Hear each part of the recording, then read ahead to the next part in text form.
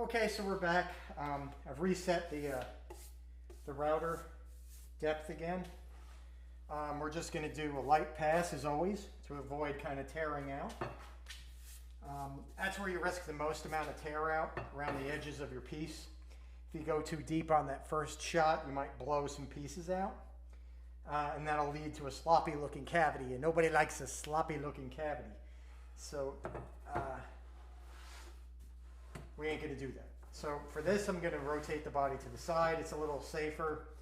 Got more of the body that way on the table, and I'm not having to hold it here while the cutter's here. You know, a little slip is all it takes, and before you even realize that you've done something wrong, you're going to be hating life. So this way I'm keeping, you know, my finger a good 5-6 inches away from the cutter head. Granted, there is nothing that you can do to be 100% safe, in my opinion, but you can definitely eliminate the possibilities of an accident. And that is, in my opinion, more important than anything else. This is just wood. I mean, who cares? If you blow it up or lose control of it, let go of it, let it go. You can buy another piece of wood. You can't buy another finger. I'll tell you that. So here we go. We're going to go into our preliminary cut.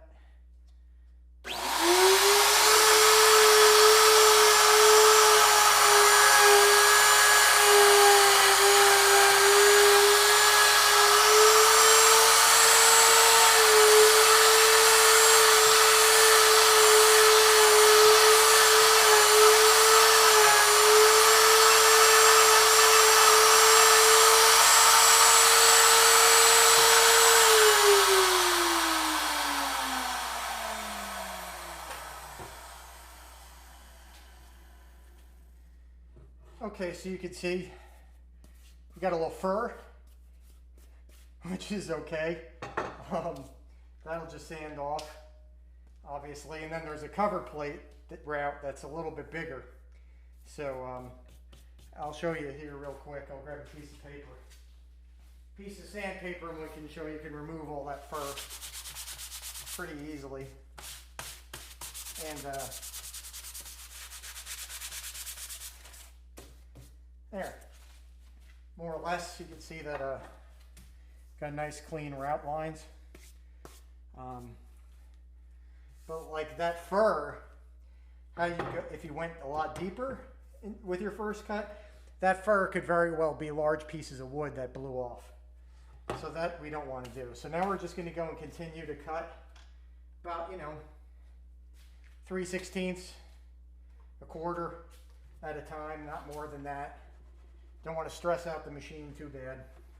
And just keep going until we get down to leave about 3/16 left. You know, and that'll be it.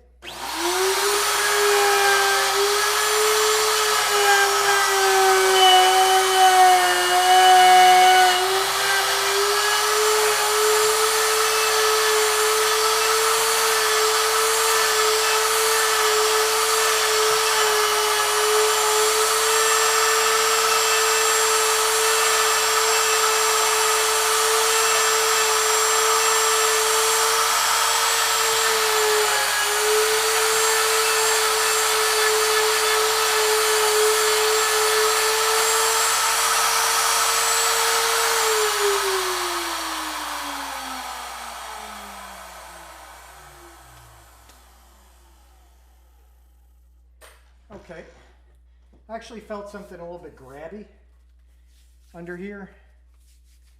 I think it might be this piece. So I'm just going to go, we don't need it anymore.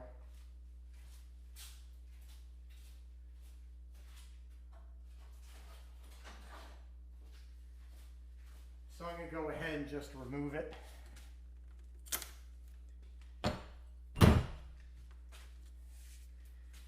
It really wasn't running very smooth on the table, so I didn't like that feeling. So we'll continue on. Oh yeah, well, it does feel like there's something here. I'm going to go ahead and sand this table a little bit. Feels like there's a little bit of a scratch here or something. That the metal, into the metal, that the that the plexiglass template is kind of bogging down on. And when you end up with something that's not smooth in terms of its feel and jerky, that can be a little dangerous. So we're going to clean that off and see how it goes. Actually, I feel it on here. Yeah. Feel a big scratch right there. We'll just go ahead and sand that a little bit.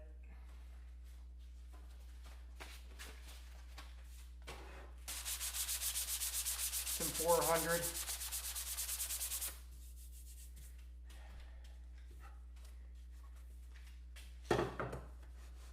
Oh yeah, that's better. Okay, let's continue on then. Drop it a little bit.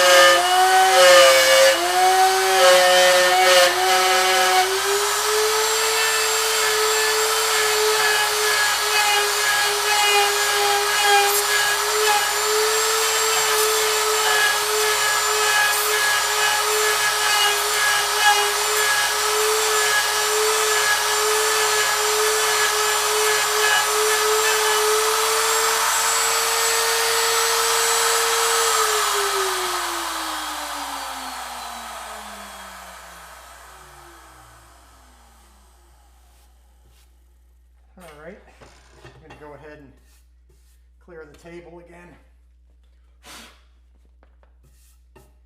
All the chips, load it back up, increase our depth again, and keep going.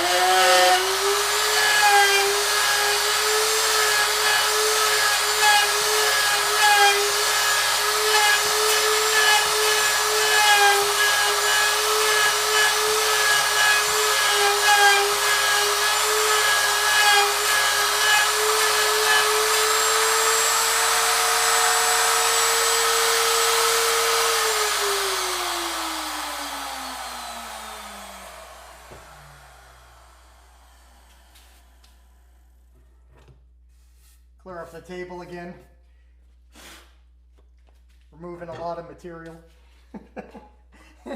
That's what that guy Norm Abrams always says on television. I don't know if that's still even on anymore, but he's always talking about removing material. It'll drive you nuts. Anyway, Increase the depth, keep going.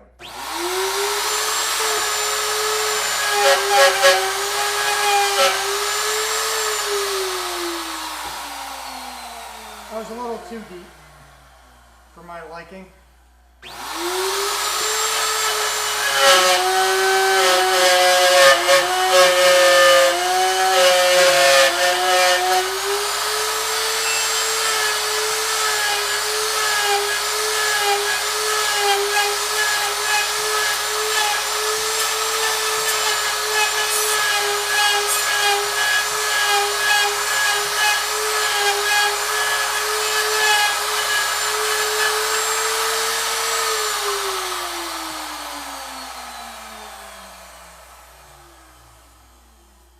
Now I'll say that there are guys out there that would say that I should be using a Forstner bit after I just trace it, that light cut. I should go on the drill press, grab a Forstner bit like a 3/4 inch or something like that, or a 1-inch Forstner, and hog out all this material to most of the depth and take it easy on my router. But you know what? It's my router. I don't feel like going over the drill press and doing all that. It drives me crazy. So I just do it this way. But yes, if you want to save wear and tear on your bits, on your router, you can go ahead and, you know, use a drill and drill out most of that material, chisel away at it. You see guys like Dan Erlewine do that every time. And he's a hell of a lot better at this than I am.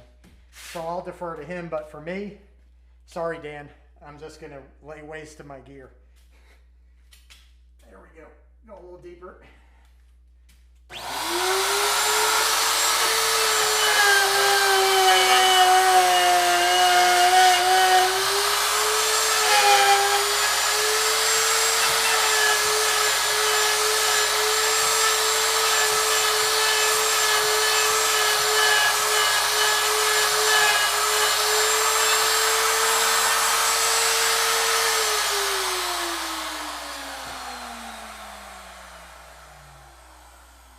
Okay, we're probably getting pretty close now to just wanting to at least understand how deep we are. All right, so I'm going to go ahead and give it a quick depth check to see where I'm at. Yeah, we still got a little ways to go. Maybe another 1/4 inch or so before we're finished.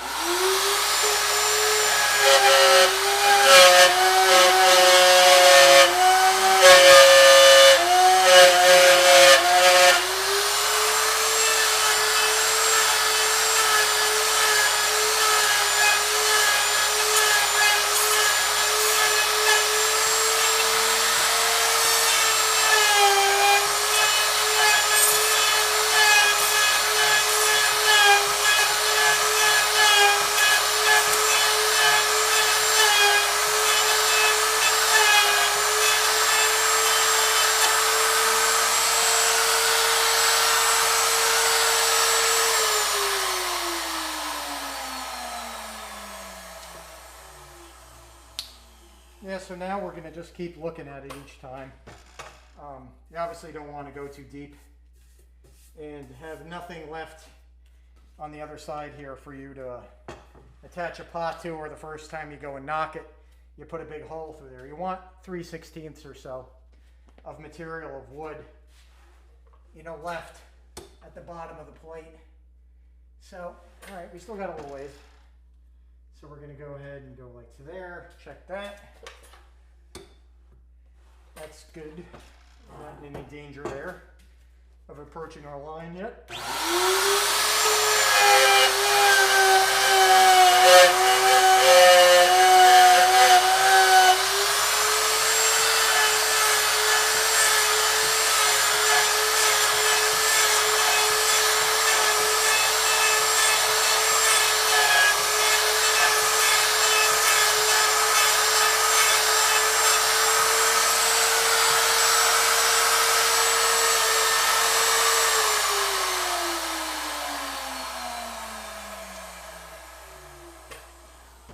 Good Lord, this thing makes a mess. I'm telling you. Okay, so now we're gonna get pretty close to our line here. So let's see where we're at. Okay, we could do this cut.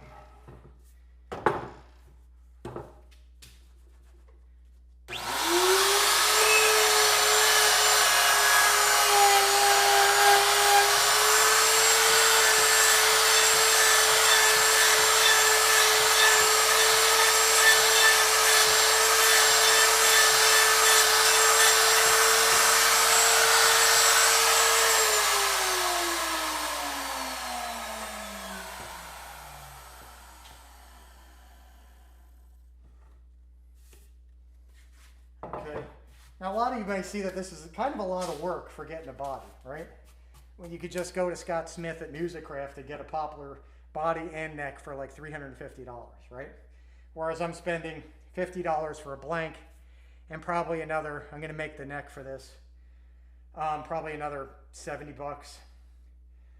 Well, it's something to do, right? If I didn't have something to do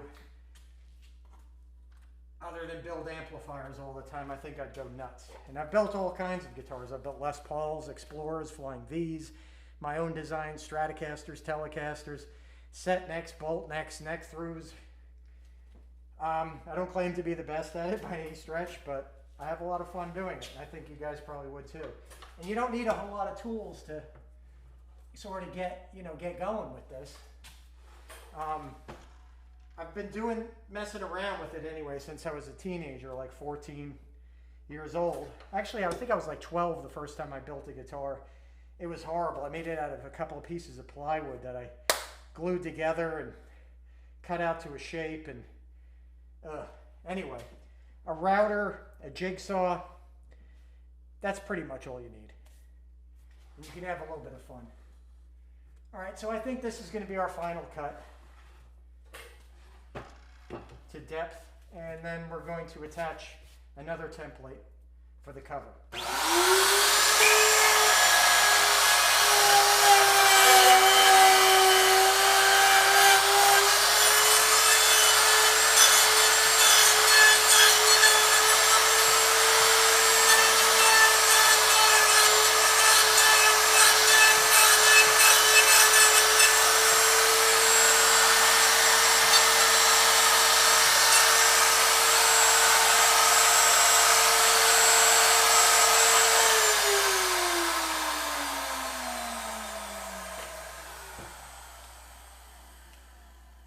Okay, so yeah, I think we got enough material left in there. No danger of anything breaking. Thin enough to allow a potentiometer to get a few threads through the other side. Probably 3/16 or so of material left on the top there. And there's a look at our cavities that we've done today. So I'm gonna go ahead and leave you here, and I'll pick up again in a minute and we'll do the recess for the cover plate. Okay.